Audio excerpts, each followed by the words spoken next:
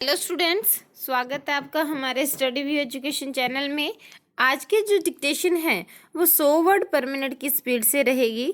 तो students, dictation शुरू करने से पहले मैं आपसे रिक्वेस्ट करती हूँ कि आपने हमारे स्टडी व्यू एजुकेशन चैनल को अभी तक सब्सक्राइब नहीं किया है तो प्लीज़ सब्सक्राइब कर लीजिए, वीडियो को लाइक और शेयर भी कर दीजिए। हम हमारे चैनल पर ऐसी बहुत सारी डिक्टेशन अपलोड कर रखी हैं और रोज़ हम हमारे चैनल पर डिक्टेशन भी डालते हैं। तो ऐसी नए नए टॉपिक के ऊपर परीक्षा पैटर्न पर आधारित डिक्टेशन पाने के लिए आप हमारे चैनल को सब्सक्राइब कर लें। डिक्टेशन शुरू होगी 3 सेकंड बाद। Ready, start. महोदय, बच्चे किसी भी देश के भविष्य होते हैं, यह यथार्थ सत्य है और सदियों से इस ओर विशेष ध्यान देने की आवश्यकता पर बल दिया गया है। जन्म से लेकर बच्चों के स्वास्थ्य, रहन सहन और उनकी शिक्षा को लेकर उनके माता पिता का चिंतित होना स्वाभाविक है, लेकिन तेजी से अपनी जड़ें जमा रहे भौतिकवाद ने हर छोटे बड़े समाज के सामने ऐसे कई सवाल खड़े कर दिए हैं कि बच्चों को किस तरह उनका हक दिलाया जाए, जिससे वे आगे चलकर मजबूती और आत्मविश्वास के साथ समाज के सजग प्रहरी बन सके। पिछले कुछ दशकों से बच्चों के भविष्य को लेकर उपजी चिंताओं ने वैज्ञानिकों और मनोवैज्ञानिक को शोध और अनुसंधान के लिए बाध्य किया है। नित नई नई समस्याओं ने माता पिता को दुविधा में डाल दिया है।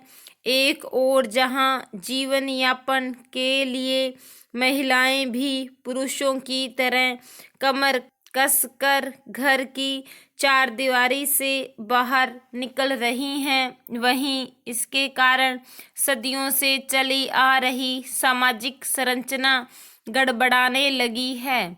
आजीविका कमाने और अत्यधिक सुख वैभव की चाहत ने हर दंपत्ति को जीवन शैली बदलने पर मजबूर कर दिया है। समाज में हो रहे इस बदलाव के कारण बच्चे सबसे ज़्यादा उपेक्षित होने लगे हैं। अब तक की तमाम रिपोर्टों के मुताबिक यह स्पष्ट है कि अगर बच्चों के प्रति माता पिता की उदासीनता इसी प्रकार बढ़ती रही तो आने वाला वक्त तमाम परेशानियों के कारण जटिलता भरा हो जाएगा। बच्चों के सर्वांगीण विकास के लिए जो सबसे पहली समस्या सामने आती है वह है उनका स्वास्थ्य। माता पिता अपने बच्चों के स्वास्थ्य को लेकर चिंतित रहते हैं। अपने सामर्थ्य के अनुसार वह कम से कम बच्चों के खाने पीने में कोई कोर कसर बाकी नहीं रहने देना चाहते। इस प्रयास में अक्सर यही देखा गया है कि माता पिता खाने पीने के मामले में बच्चों पर मनोवैज्ञानिक दबाव रखने में लगे रहते हैं। उनकी कोशिश यही रहती है कि उनका बच्चा हमेशा खाता पीता रहे और फिर यह होता है कि बच्चे के खाने पीने का कोई समय निर्धारित नहीं हो पाता और उनकी आदतें बिगड़ जाती हैं। असमय खाने पीने के कारण कई प्रकार की समस्याएं पैदा होती हैं। इन बच्चों में मोटापा होना प्रमुख है। अगर आंकड़ों पर नज़र डालें तो पता चलता है कि विकसित देशों में खास तौर से बच्चों का मोटापा चिंता का विषय बनता जा रहा है। पिछले 5 दशकों से खास तौर से अमेरिका में मोटापे के शिकार बच्चों की संख्या दुगनी हो गई है।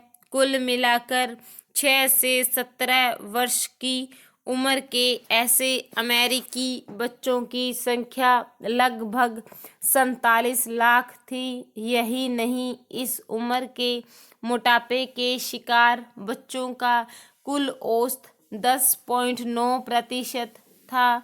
ऐसे बच्चों की प्रतिशत औसत की तुलना में 2 गुना से अधिक थी। इनमें मोटापे के शिकार बच्चों की संख्या पिछले 10-12 सालों में काफी तेजी से बढ़ी है।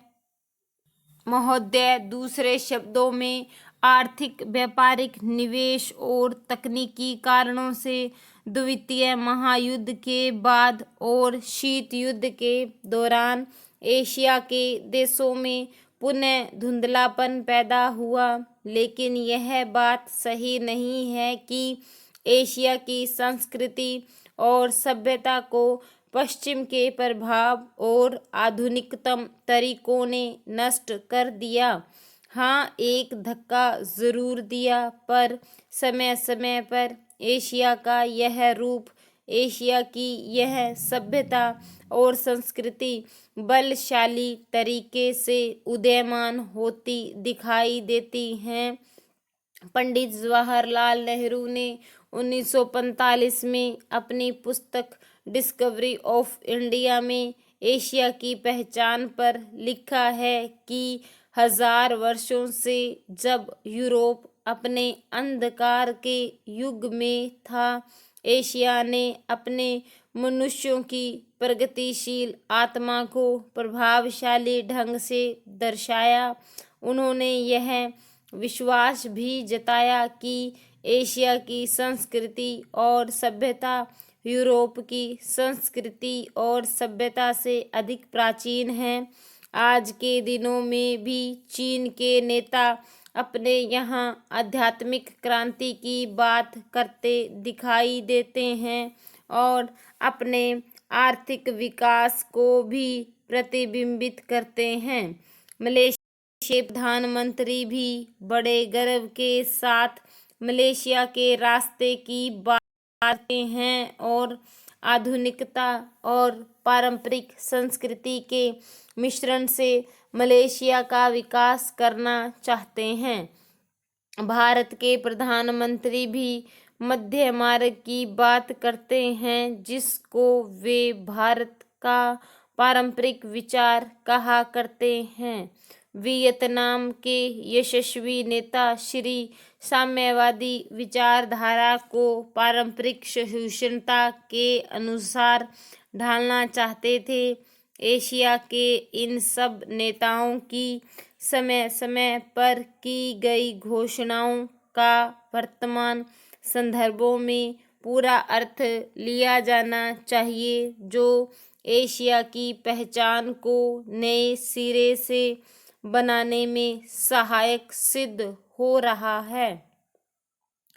यहाँ यह भी बताना उचित होगा कि हाल के वर्षों में एशियाई देश, विशेष रूप से पूर्वी एवं दक्षिणी पूर्वी एशिया के देश, एशिया के सुदृढ़ देशों के रूप में उभरे हैं और इन देशों के आर्थिक विकास की दर विश्व के किसी भी अन्य देश के आर्थिक विकास की दर से अधिक है तथा जिनके आने वाली शताब्दी में विश्व आर्थिक व्यवस्था के निर्माताओं के रूप में उभरने की आशा है। आर्थिक सफलता की इन कहानियों का श्रेय मुख्य रूप से अनुशासित कार्य, किफायत एवं बचत की ऊंची दरों जैसे एशियाई विशेषताओं को जाता है तथा इनसे देशों की जनता के जीवन स्तर में सुधार आता है और एशिया की पुनः खोज जैसा वातावरण बन रहा है। एशिया के देशों में अब आपसी भाईचारे की भावना उभर रही है और इससे ये देश परस्पर निर्भर हो रहे हैं तथा शीत युद्ध के प्रभाव से मुक्त होते जा रहे हैं। हमारी सरकार ने अपने एशियाई पड़ोसियों के साथ बेहतर संबंध बनाने में पहल करके इस बदलते रुख के प्रति सकारात्मक रवैया अपनाया है। इन सब प्रश्नों का जवाब आज उपलब्ध नहीं है, लेकिन शेने शेने इन प्रश्नों में ही इसके उत्तर मिलेंगे। एशिया अपने इन प्रश्नों के उत्तर में एक नए एशिया को जन्म देगा और अपनी एक नई पहचान बनाएगा। यूरोप और अमेरिका के आधुनिक औद्योगिक विकास में फर्क नज़र आता है। स्टॉप। स्टूडेंट्स, और भी बहुत सारी डिक्टेशन भी है हमारे चैनल के ऊपर, और मैंने प्रत्यय, उपसर्ग और सर्वनाम है जो और स्पीड बढ़ाने की ट्रिक भी बताई हुई है। तो प्लीज़ आप हमारे चैनल पर जा कर के उसको विजिट कीजिए और वहाँ जो आपको आवश्यक सूचना चाहिए वहाँ से आप ले सकते हैं। Thank you.